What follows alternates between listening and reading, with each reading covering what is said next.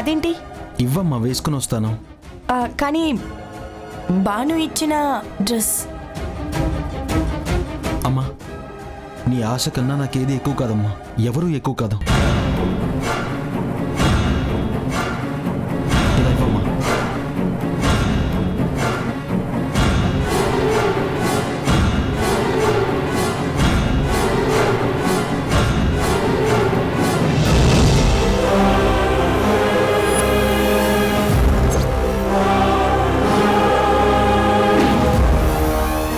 ఊర్మిళ, నిజంగా నీ కొడుకేనే.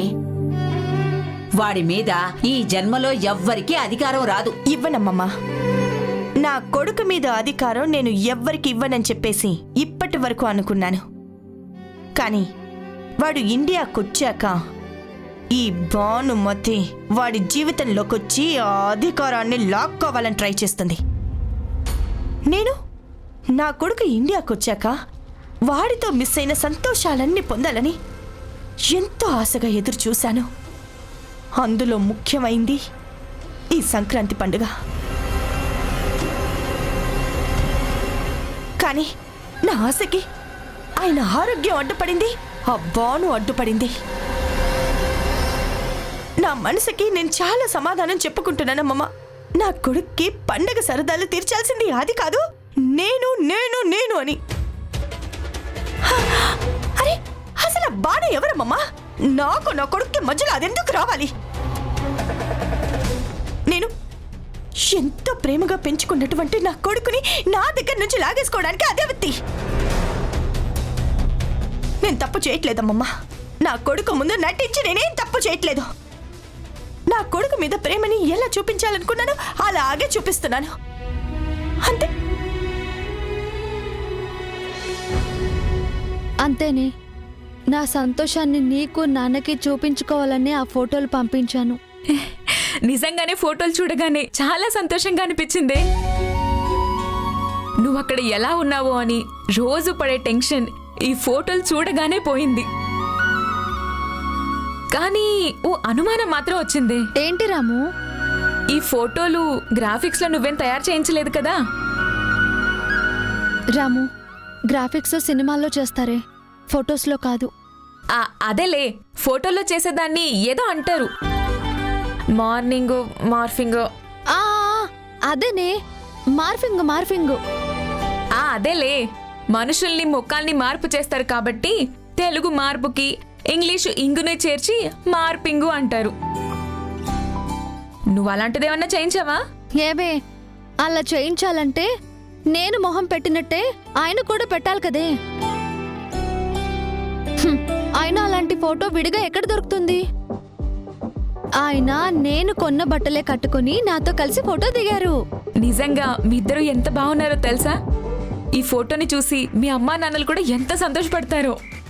అవునే. అది సరే, కానీ ఈ సంక్రాంతికి ఊళ్ళో సంబరాలు ఎలా ఉన్నాయి? హరిదాస్ వాళ్ళు వచ్చారా?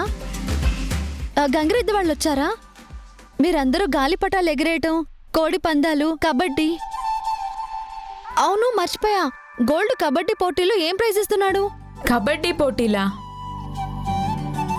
నువ్వు లేకుండా కబడ్డీ పోటీలేంటే వద్దనుకున్నాం. గోల్డ్ కూడా పాపం చాలా నిరాశగా ఉన్నాడు. ఒక్క గోల్డే కాదు, మొత్తం ఊరంతా నిరాశగా ఉంది.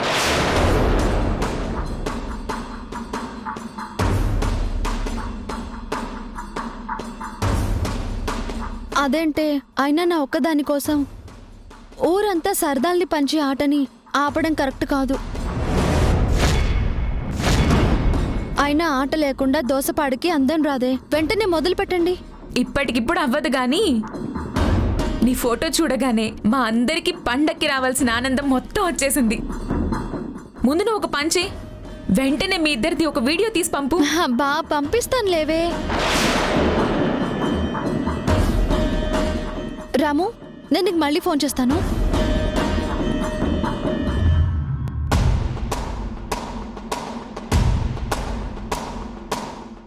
ఏంటి ఇలా పెట్టేసింది? ఇప్పటి వరకు చాలా సంతోషంగా మాట్లాడింది, ఉన్నట్టుండి భాను గొంతులో కూడా ఏదో తేడా వచ్చింది. ఏం జరిగింది? ఏమండి?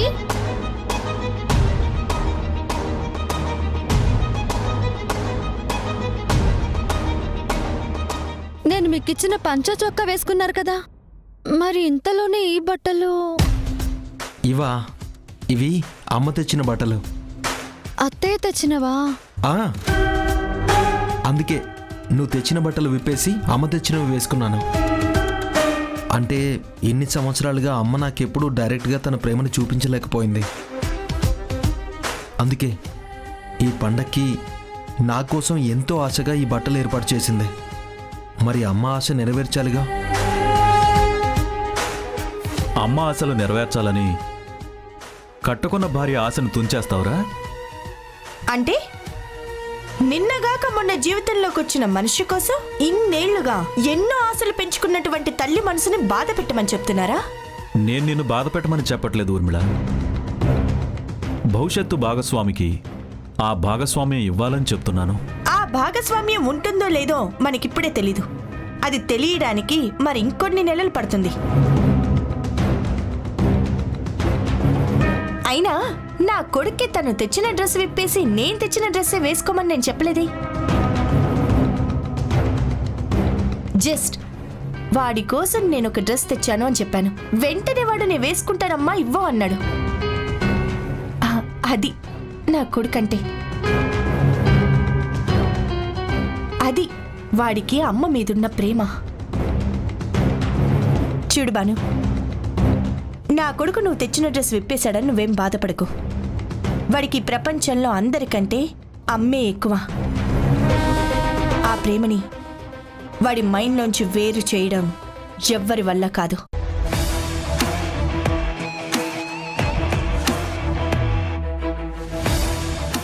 పద నాన్న, పూజకి టైం అవుతుంది. మీరు కూడా పదండి.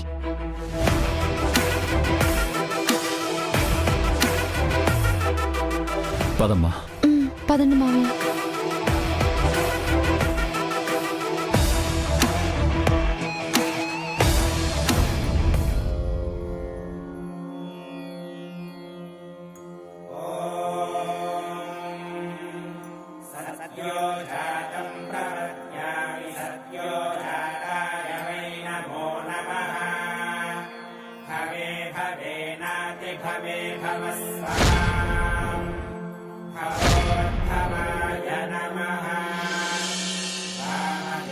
దివ్య, అంతా సిద్ధం చేసావా?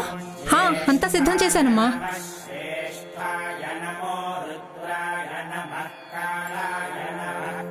కూర్చోరా.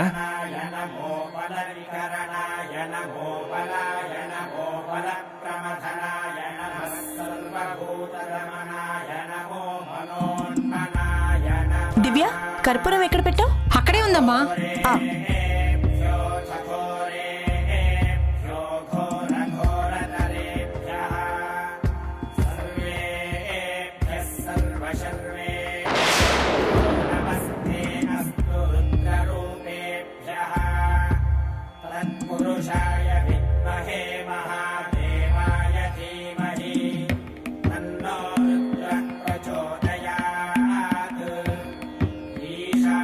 భాను, నువ్వేంటి ఎక్కడ నిలబడ్డావు? రా, వచ్చి కార్తీక్ పక్కన కూర్చో.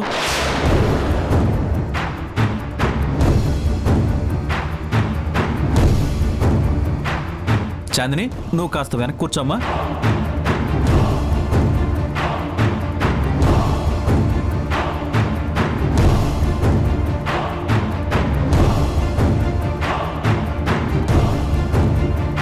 చాందిని, నువ్వేంటి లేచావు? నేను పూజలో కూర్చోవట్లేదు నాన్న.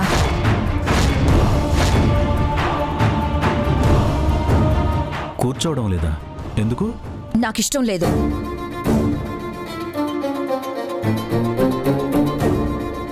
అమ్మా, మీరు కూడా లేచారేంటి? ఇప్పుడు గుర్రం ఎక్కడం ఎందుకు, తర్వాత గాడిద ఎక్కడం ఎందుకు అని ఇంకాసేపు ఆగి లేచేదానికంటే ఇప్పుడు లేవడం మంచిదని లేచా. ఇంకాసేపాకి లేస్తారా? ఎందుకు?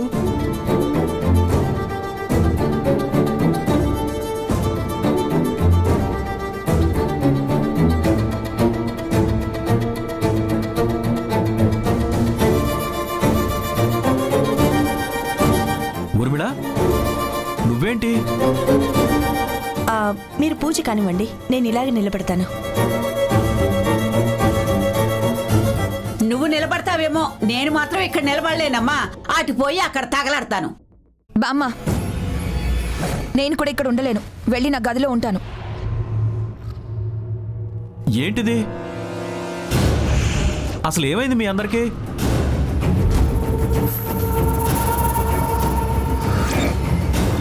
మీరెవరూ లేకుండా పూజ ఎలా చేసుకుంటాం? ఊర్మిళ, అసలు నువ్వెందుకు పూజ దగ్గర నుంచి లేచావు? అరే, ఇంటికి పెద్ద దిక్కు అమ్మమ్మ పూజలో లేకుండా నేనెలా కూర్చుంటానండి? అమ్మా, మీరెందుకు పూజలో ఉండనంటున్నారు? నా ముని మనవరాలు లేకుండా ఇప్పటి వరకు ఏ పూజైనా చేసుకున్నానా? చాందిని, నన్నేం అడగద్దు డాడీ. ఎప్పుడైనా బరిలో ఒక కూత కళ్లాల్సింది ఒక్కరే, ఇద్దరు కాదు.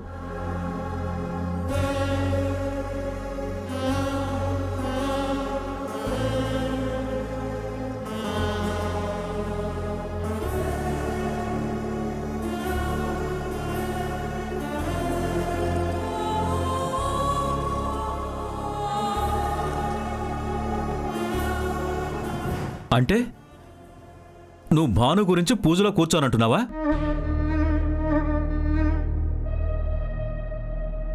ఏ, భాను కూర్చుంటే నీకేంటి ప్రాబ్లం?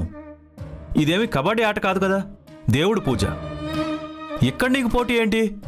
ఆటలో నా ప్రత్యర్థి నాకు సమానంగా ఉండొచ్చు, కానీ ఇక్కడ కాదు. చాందిని, నేను చెప్తున్నాను, పూజలో కూర్చో. మీరు అమ్మని బెదిరించినట్టు నన్ను బెదిరించకండి డాడీ. అమ్మకి తన పసుపు కుంకుమల సమస్య కాబట్టి మీకు తల వంచింది, కానీ నాకు అడ్డమైన వాళ్ళ గురించి తల వంచుకొని బ్రతకాల్సిన అవసరం లేదు.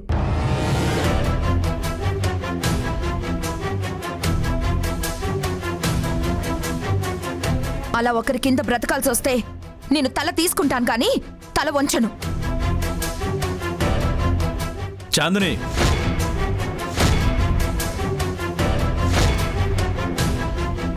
అసలు ఇక్కడ జరిగేదేంటి, నువ్వు మాట్లాడేదేంటి? ఊర్మిళ, నువ్వైనా చెప్పు. ఏమండి, నేనంటే మీ మాట వినగలను, కానీ మేజర్ అయిన కూతురికి మంచి చెడ్డ నేనెలా చెప్పగలను?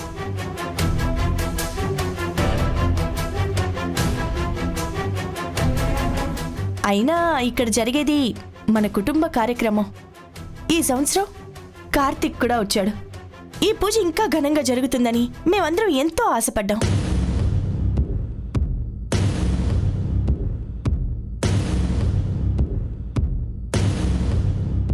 కానీ ఈ సంతోషానికి ఏదో ఒక చిన్న కారణం అడ్డం పడుతుందని నేను ఊహించలేదు.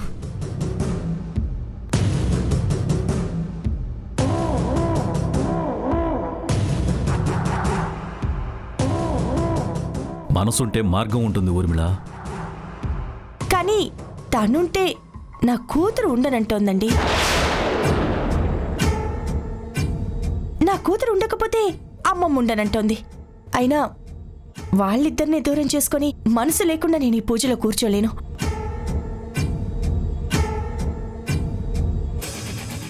ఇంకా మిగిలింది మీ ముగ్గురు. మీ ముగ్గురు పూజలో కూర్చొని హ్యాపీగా పూజ చేసుకోండి, మాకేం ప్రాబ్లం లేదు. మీరందరూ లేకుండా పూజ ఏంటి? మరి పూజ ఆనందంగా జరగాలంటే నేనేం చేయలేను కదండి. ఊర్మిళ, వద్దు మావయ్య.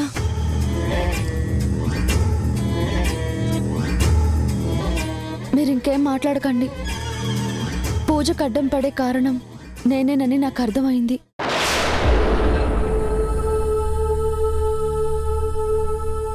అర్థమయ్యాక కూడా నేను ఇక్కడ కూర్చోవడం కరెక్ట్ కాదు.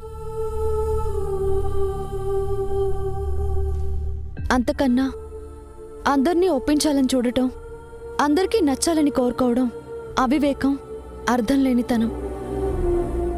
బాగా అర్థం చేసుకున్నావమ్మా. ఏమనుకోకు, చాందిని చిన్నపిల్ల, కొంచెం మొండిది. అది ఏమనుకుంటే అదే చేసే మనస్తత్వం. ఏం చెప్పినా వినే రకం కాదు. అందుకని పర్వాలేదత్తయ్య, నేనేం బాధపడట్లేదు. మీరందరూ కూర్చుని సంతోషంగా పూజ చేయండి. నేనిక్కడ నిలబడి పూజను చూస్తాను.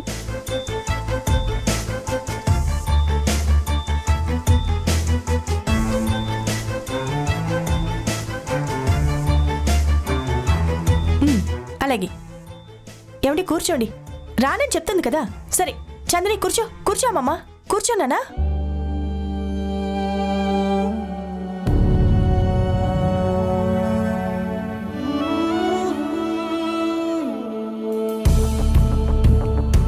కూర్చోండి.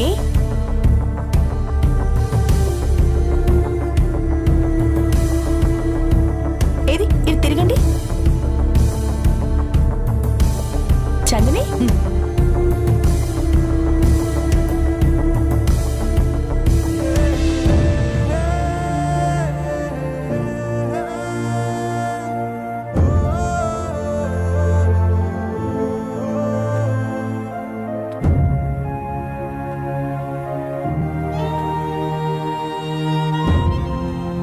కొబ్బరికాయ ఇవ్వన్నానా.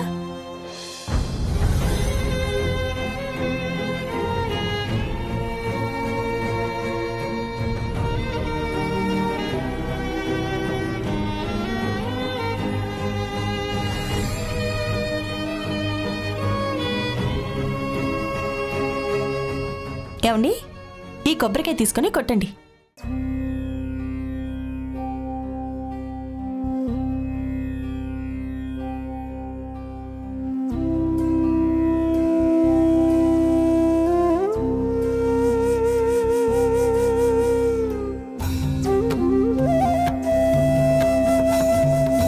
అరే భలే పగిలింది.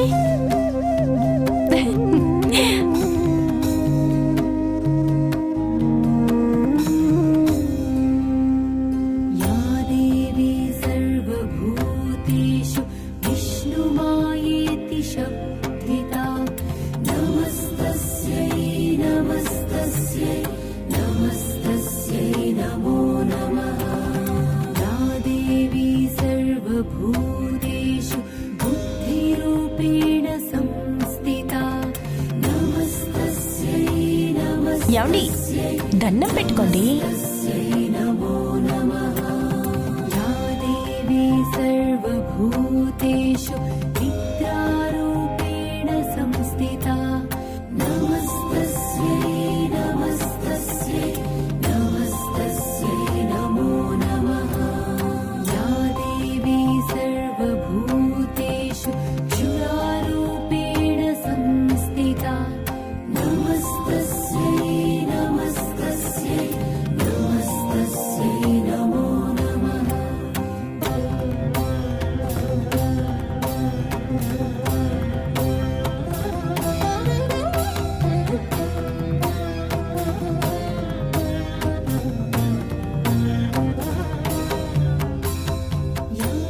హలో నాన్నా.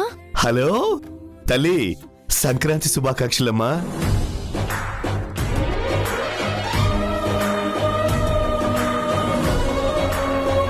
ఏది ఇటివ్వండి. భాను, సంక్రాంతి శుభాకాంక్షలు. ఇవ్వు ఇవ్వు ఇవ్వు. ఏంటి తల్లి నవ్వుతున్నావు? ఎప్పుడూ ఒకే చోట ఉండేవాళ్ళం. ఇప్పుడు ఇలా బయటి వాళ్ళమై శుభాకాంక్షలు చెప్పుకుంటుంటే నవ్వొస్తుంది నాన్న. అంతేనమ్మా, ఇదంతే. అందరికీ అలవాటైపోయినా అది బాధాకరమే అవుతుందమ్మా. అది సర్లే, ఇంతకీ నువ్వెలా ఉన్నావు? నాకే నాన్న, నేను చాలా సంతోషంగా ఉన్నాను. నా సంతోషాన్ని నా ఫోటోలు చెప్పట్లేదా నాన్న? చెప్తోందమ్మా. ఆ ఫోటోని మాకు గట్టి నమ్మకాన్నిచ్చింది. మాకు నిజమైన పండగ ఆనందాన్ని ఆ ఫోటోయే ఇచ్చింది.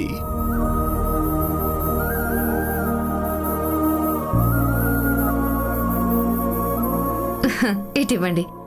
భాను, ఫోటోలో నువ్వు అల్లుడు చాలా బాగున్నారు.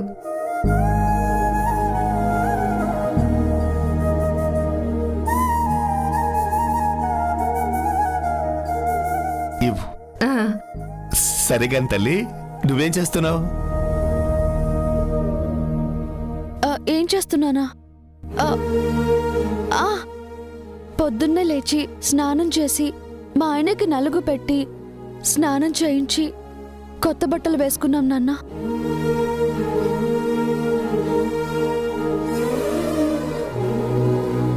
అత్తయ్య మావయ్యల దగ్గర ఆశీర్వాదం తీసుకున్నాం. Very good. వాళ్ళు నాకు స్వీట్ కూడా తినిపించారు. అవునా?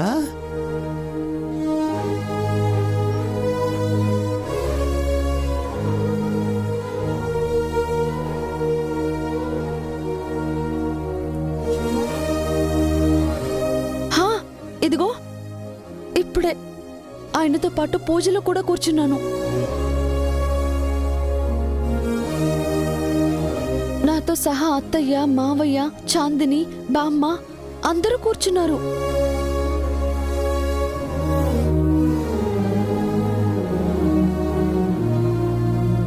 అందరం కలిసి పూజ చాలా బాగా చేసుకుంటున్నాం నాన్న.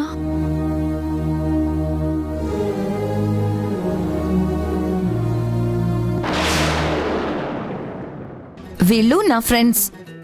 వెళ్ళి కాఫీ పెట్టుకొని తీసుకురా.